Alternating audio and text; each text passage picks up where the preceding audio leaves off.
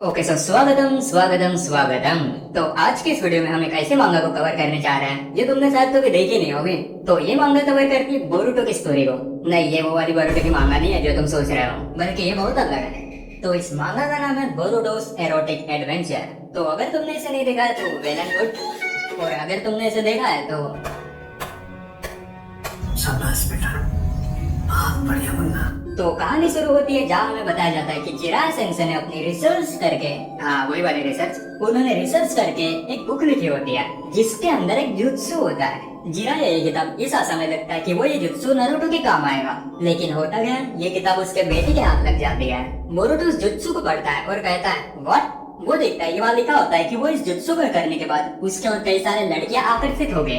खैर पहले तो बोरुतो सोचता है कि है ये सब कुछ भी लिखा है, लेकिन उसके अंदर का कीड़ा तो जागता है और वो इस जुत्सु को परफॉर्म करता है। लेकिन तब तो कोई लड़कियां अट्रैक्ट नहीं होती, बल्कि उसका औजार जरूर खड़ा हो जाता है। खैर तब हिनाटा उसके रूम की ओर जाती है और वो बाहर से देखती है कि बोरुतो तो बेहोश पड़ा है। वो दौड़ के उसके रूम के अंदर जाती है, लेकिन तभी वो देखती है कि बोरुतो का औजार पैंट से बाहर निकल गया है। हिनाटा सोचती है ये क्या है, और उसका औजार ऐसे बाहर क्यों पड़ा है, कहीं वो।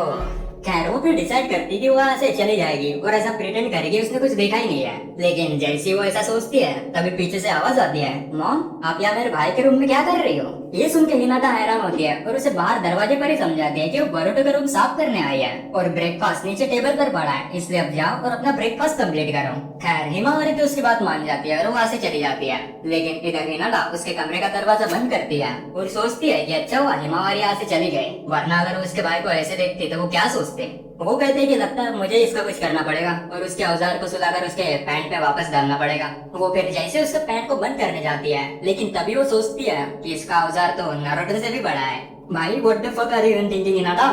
खैर वो फिर सोचती है कि उसे बहुत समय हो गया है इतने बड़े औजार को देखे हुए, और अभी तो बोरुतो भी होश में नहीं है, तो क्या इस औजार को काम में लाया जाए। वो फिर सोचती कि अरे ये मैं क्या सोच रही हूँ, अब पहले से शादीशुदा हूँ और ऊपर से वो मेरा बेटा है, चलो अब तो इसने कुछ काम की बात कही। लेकिन भाई अगले पैनल में हम देखते हैं कि वो डिसाइड करते हैं कि ज्यादा कुछ नहीं, वो बस उसे टच करेगी और अंदर रख लेगी। लेकिन जैसे वो उस औजार को टच करती है तभी खेल खत्म।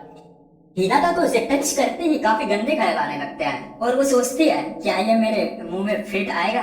हिनाटा फिर आखिर में अपनी सबर की रस्सी तोड़ ही देती है और कहती है कि सॉरी बेटे, लेकिन मैं अब और नहीं रुक सकती। खैर वो तो अपना काम शुरू कर देती है, जो कि उसे बिल्कुल भी नहीं करना चाहिए था। लेकिन कुछ समय बाद बोरुतो होश में आता है और वो देखता है कि उसकी मॉम हिनाटा उसे बीजे दे रही है।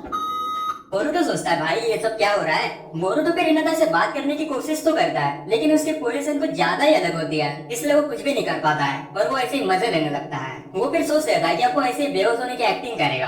खैर कुछ देर फिर ऐसे ही चलता है और बोरुतो भी अपना दम तोड़ देता है और अपनी पिचकारी चला के उसके सीधा मुंह में ही चला जाता है। उसके बाद हिनाटा रिग्रेट करती है कि ऐसा उसने क्या कर डाला, लेकिन वो बाद में फिर रिलैक्स होती है कि कम से कम उसका औजार तो सो गया। खैर हिनाटा फिर उसके औजार को अंदर पैंट में डाल के वहाँ से चली जाती है। लेकिन इधर बोरुतो सोचता है क्या हो गया, अब वो जा रही है यहाँ से, अब उसे इतना सुंदर नजारा कब देखने मिलेगा, कितना आरामी लड़का है बे भाई ये। वो फिर सोचता है कि ये क्या हो गया बे, मैं तो ऐसा सोच भी नहीं सकता कि मेरे साथ ऐसा हुआ है। खैर इसके बाद बोरुतो सारा ब्लेम चिराग के बुक पे डाल देता है और कहता है भाई मेरी कोई गलती नहीं है इसमें, जो कुछ भी हुआ है सब इसी की वजह से हुआ है। वाह बेटे, करे खुद और इल्जाम दूसरों पर डाले। वो फिर डिसाइड करता है कि उसे जल्दी इस जुत्सु को अंडू करना पड़ेगा, वरना उसकी प्रॉब्लम्स तो और बढ़ जाएगी। इसलिए बोरुतो सोचता है कि वो नारुतो से मिलेगा, क्योंकि शायद क्या पता उसे इसके बारे में पता हो कि इसे अंडू कैसे करते हैं। इधर बोरुतो फिर होकागे ऑफिस की ओर निकल देता है और हम फिर होकागे ऑफिस की ओर देखते हैं, जहाँ नारुतो के सामने सारदा और सुमिरे होते हैं। तुम देख रहे हो भाई ये कैसे है, वो दोनों नारुतो से गए थे कि उन्हें अपना एग्जाम कराना है। भाई ये कैसा एग्जाम है। खैर इधर नारुतो के तो पसीने छूटे होते हैं और ना ना ना ना ना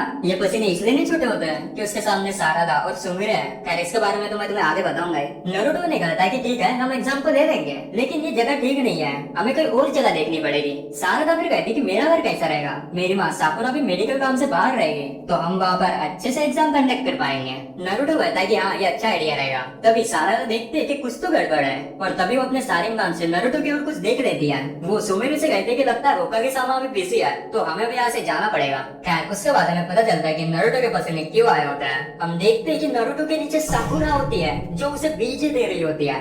नारुतो साकुरा से कहता है कि तुम्हें थोड़ा और सावधान होना चाहिए था, वरना अभी हम पकड़े जाते। यार पकड़े तो तुम वैसे भी गए हो।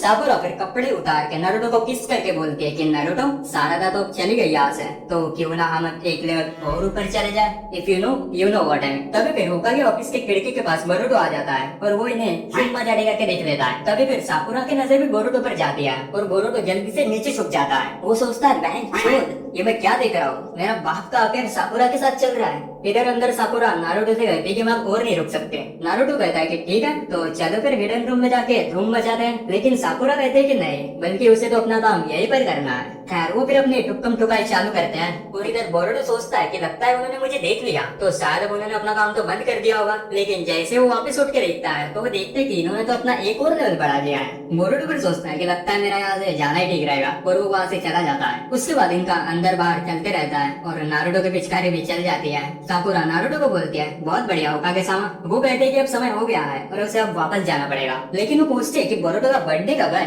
जिस पर नारुतो बताता है कि वो बस अगले संडे आने वाला है। लेकिन तुमने क्यों पूछा? साकुरा कहते कि कुछ नहीं, वो तो बस ये सोच रही थी कि उसके बर्थडे के लिए कौन सा गिफ्ट दूं। लेकिन वो अंदर ही सोचते कि मुझे उससे उस चीज के बारे में बात करना पड़ेगा कि उसने कितना देखा है। खैर उसके बाद हम बोरुतो की ओर देखते हैं जो घर जाते हुए सोचता है कि उसे अब भी विश्वास नहीं हो रहा है कि नारुतो हिनाटा के साथ चीट कर रहा है और इधर अपने अलग ही मजे ले रहा है। वो सब यही सोच रहा होता है कि तभी उसे एक बंदा आवाज लगाता है और कहता है कि तेरी शकल काफी उतरी हुई लग रही है, मैं तुझे कुछ देता हूँ तो उसे यूज कर, वो तेरे बिल्कुल काम आएगा। तभी वो एक परफ्यूम की बोतल निकाल कर कहता है कि ये देख, ये कोई मामूली परफ्यूम नहीं है बच्चे, ये परफ्यूम से सिर्फ खुशबू ही नहीं आती है बल्कि ये तुम्हारे डिजायर्स को भी फुलफिल करता है और ये तुम्हें अच्छा फील करवाता है। लेकिन इसके कुछ साइड इफेक्ट्स भी है। वो जैसे फिर साइड इफेक्ट्स बताने लगता है कि तभी वहाँ पुलिस आ जाती है और कहती है साले तो फिर आगे इधर बिना परमिशन के प्रोडक्ट्स बेचने। वो बंदा वहाँ से भागने लगता है और पुलिस भी फिर उसका पीछा करने लगती है।